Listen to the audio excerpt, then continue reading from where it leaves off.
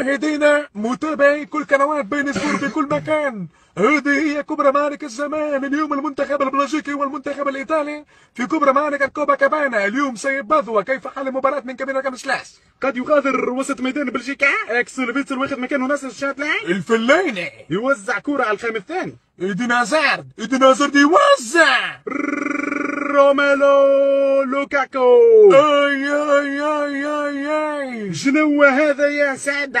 يا سلام يا سلام على اجمل اقدام. تصدي خيالي من الجيجي بوفون. الليلة بوفون اقوى من جوردن بانكس، اقوى من دينو تسوف، اقوى من سيب ماير، اقوى من مانويل نوير. كانت راح تكون اجمل حكاية، وخليك معايا يا اجمل حكاية في العمر كله. اي اي اي اي هذه احد القصائد الكلثومية من ام كلثوم العالمية، وستكون نهايتنا دراماتيكية